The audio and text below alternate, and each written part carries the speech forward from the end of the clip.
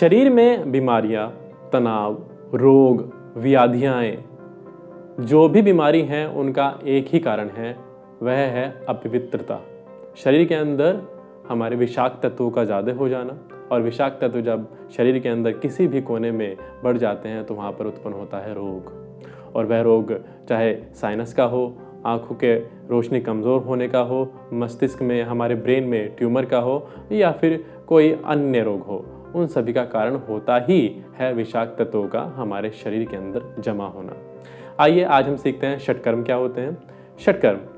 षटकर्म 6 प्रकार के ऐसे कर्म हैं जिनके माध्यम से हम पूरे शरीर की क्लिनजिंग करते हैं, उनको पवित्र करते हैं, उनको शुद्ध करते हैं। यह हैं शुद्धिकरण क्रियाएं। तो ये षटकर्म की 6 क्रियाएं हैं क्या और ये कहाँ से आई हैं? पिछले समय में एक ऋषि हुए घेरंड, और घेरंड जैसे महान ऋषि ने वहाँ के राजा चंडकपाली जिस स्थान पर वे रहते थे, उस साम्राज्य के राजा चंडकपाली को योग का ज्ञान दिया, और योग के ज्ञान में उन्होंने सबसे पहले चंडकपाली को बताया षटकर्म कि सबसे पहले हमने अपने शरीर को शुद्ध करना है। जैसे कि हम सुबह सुबह उठते हैं, सुबह उठने पर हमारा सबसे पहला काम होता है कि हमने स्टूल पास करना, हम पोटी जाते हैं, फिर हमें ब्रश करना होता है, दांत साफ करते हैं, जीवा साफ करते हैं, उसके बाद हम शरीर को साफ करते हैं स्नान के माध्यम से। लेकिन बहुत सारे ऐसे हमारे शरीर के अंग हैं या कहिए ऑर्गन हैं जिनकी सफाई हम करते ही नहीं हैं या भूल जाते हैं, या हम जो हमारा पीछे का अभ्यास था पुरातन काल में हम उसको भूल जाते हैं, या फिर हमें कोई बताता नहीं, या अभ्यास ही नहीं रहते हैं।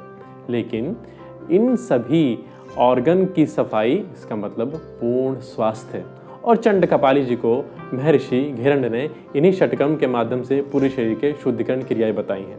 मेरी एक कोशिश रहेगी कि आपको षटकर्म की नॉलेज हो, जानकारी हो, और बहुत अच्छी तरीके से। ऐसा ना हो कि आज अपने मेरे साथ में षटकर्म को सीखा कि 6 षटकर्म ये कर्म होते क्या हैं, लेकिन 2 दिन बाद आप भूल गए। लेकिन मैं आपको अच्छे से समझाना चाहूँगा, सीक्वेंस वाइज समझाऊँगा, जिससे कि आप याद कर पाएंगे कि ये 6 कर्म हमारे पूरे शरीर में किस प्रकार से अभ्यास में अपना सकते हैं।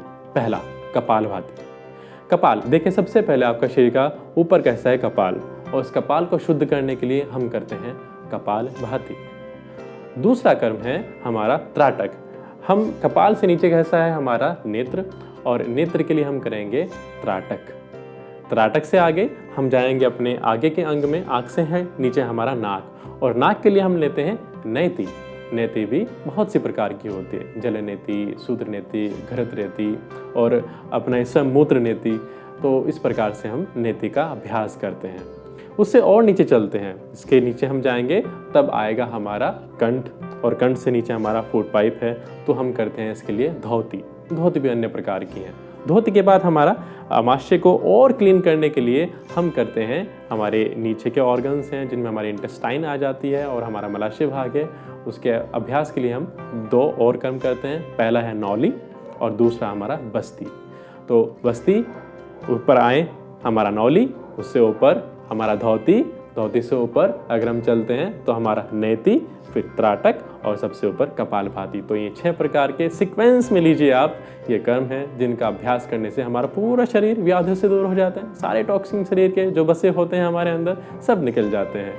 और इनका अभ्यास कैसे करते हैं आइए सीखते हैं। ये तो थे हमारे शरीर के अंदर अभ्यास में लाए जाने वाले षटकर्म, लेकिन इन षटकर्मों का अभ्यास कैसे करना है, कौन सी क्रिया पहले करनी है कौन सी बाद में, इस पर हम चर्चा करते हैं। सर्वप्रथम हम जो षटकर्म करते हैं वह है नेति। क्यों? क्योंकि नेति का कर्म होता है हमारे श्वास प्रक्रियाओं में यूज होने वाले ट्रैक को शुद्ध करना, जैसे कि हमारा साइनस पॉइंट। और उसके बाद अगर हमारा साइनस पॉइंट स्वस्थ है, हमारा नासिका छिद्र हमारे क्लीन हो जाते हैं, तो उसके बाद हम जो भी श्वास ले रहे हैं, अच्छी श्वास ले रहे हैं तो हमारी अच्छी फेफड़ों में जाएगी। लेकिन हम अच्छी श्वास भी लें, हमारा नासिका द्वार ही अशुद्ध है, उसके बाद हमारे शरीर के भीतर जो वायु जाने वाली है वह अशुद्ध जाएगी। और हमारा प्राण ही आधार है हमारे जीवन का, और उस प्राण के आधार में जो हमारी प्राणिक एनर्जी है वो हमारी श्वासों में बसी है। तो सबसे पहले हम अपने श्वासों को शुद्ध करने वाली क्रियाओं को लेंगे और वो है नेति। नेति के बाद किए जाने वाला कर्म है कपालभाति। कपालभाति आपने सुना होगा कि एक प्राणायाम है। बहुत सारे आचार्य हैं जो कपालभाति को प्राणायाम में बोलते हैं।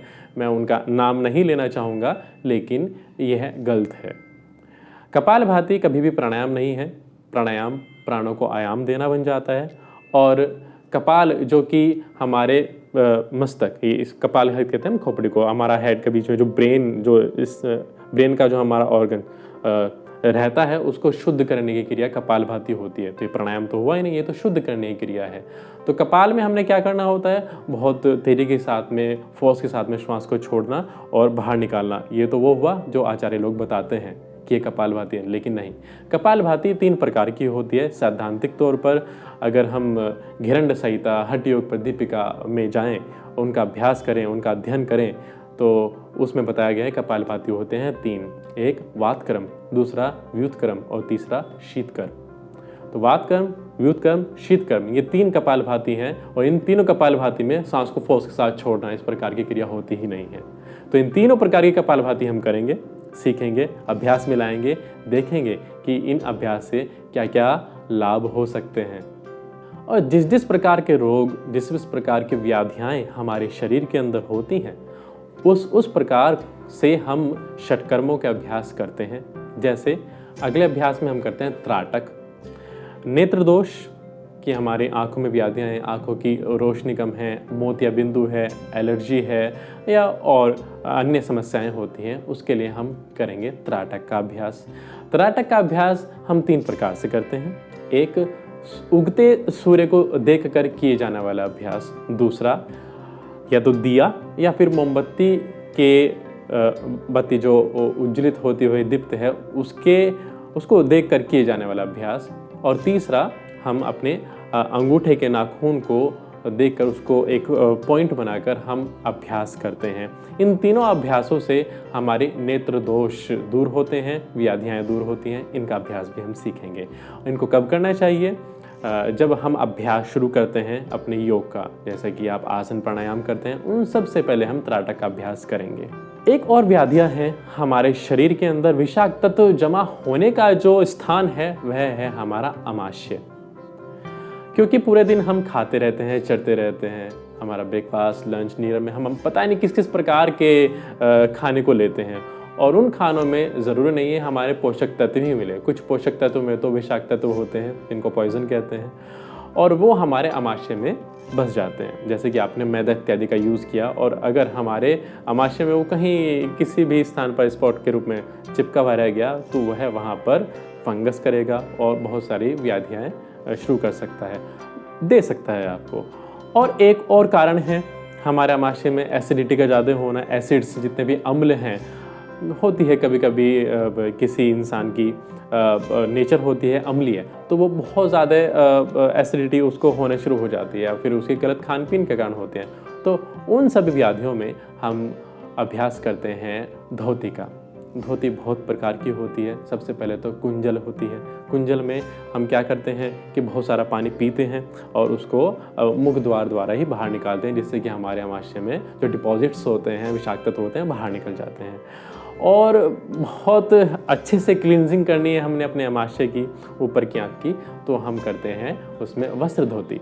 वस्त्र धोती में हमारा बहुत लंबा कपड़ा होता है जिसको हम मीटर्स में नापते हैं, और उसकी चौड़ाई बहुत छोटी होती है। वह सूती कपड़ा होता है, उसको कुछ प्रकार से शुद्ध करना होता है, उसके बाद उसको मुख द्वार द्वारा खाना होता है। ठीक है, एक एक ग्रास उसको लेना होता है, और जब वह पूरा कपड़ा, पूरा वस्त्र हमारे अमाशय में चला जाए, तब हम उसकी क्लींजिंग करते हैं। कहते हैं ना कि हम अपने रूम को साफ़ करते हैं तो पोछा लगाते हैं, तो मान लीजिए हम अपने रूम, अपने अमाशय को साफ़ कर रहे हैं, उसको पोछा लगा रहे हैं, तो पोछा लगाने की क्रिया क्या कहलाती है? धोती कहलाती है। ठीक है, तो धोती के अभ्यास से हम अपने अमाशय को, हमारा जो फूड पाइप होता है, उसको हम क्लीन करेंगे। षटकर्म के अगले अभ्यास में हम करते हैं नौली। नौली एक जटिल अभ्यास है। बिगनर्स को हम अग्निसार के माध्यम से नौली तक पहुंचना चाहिए। नौली के 3 भाग हैं, एक दंड नौली, दूसरा वाम नौली और दक्षिण नौली। मतलब कि नौली जो कि हमारे अमाशय का एक स्तंभ है, मसल्स हैं, उनको रोटेट कराना होता है। पहले तो दंड रूप में लाएंगे, उसको निकालना बड़ा मुश्किल होता है, लेकिन अभ्यास से क्या संभव नहीं है, सब कुछ संभव है। अभ्यास से हम दंड निकालेंगे, दंड के बाद उसको वामाव्रत दिशा में, उसके बाद दक्षिणाव्रत दिशा में हम उसको घुमाते हैं और नौली हमारे अमाशय को इतना मजबूत कर देती है कि घरंड में तो सीधा लिखा है कि अगर आप विष भी पिए तो उसको भी पचा सकते हैं। कहावत है कि आप कितने भी विषाक्त तत्व वाला भोजन कर सकते हैं तो आपको कोई हानि होने वाली नहीं है। तो इस नौली के माध्यम से हम अपने अमाशय को मजबूत करेंगे, हम अपनी जठर अग्नि को उद्दीप्त करेंगे। ऐसा कभी नहीं होगा जो नौली करने वाला व्यक्ति है, साधक है, उसको डायरेक्शन में प्रॉब्लम हो। इस प्रकार की व्याधियों से वह हमेशा दूर रहता है। इसका अभ्यास हमें योग अभ्यास के बीच में करना चाहिए। जब आप सभी आसन कर चुके हो, आप प्राणायाम करने वाले हो, तो प्राणायाम से पहले हमने नौली का अभ्यास कर लेना चाहिए। षटकर्म में सबसे आखिर और सबसे महत्वपूर्ण अभ्यास है बस्तिका, जिसको हम बस्ती भी कहते हैं। बस्ती के माध्यम से हमारे निचले हिस्से में, कह सकते हैं कि नाभि से नीचे जितने भी ऑर्गन्स हैं उनको क्लीन करने का, उनकी क्लींजिंग का अभ्यास हम करते हैं बस्ती के माध्यम से। ये अभ्यास जटिल है लेकिन बड़ा काम का है।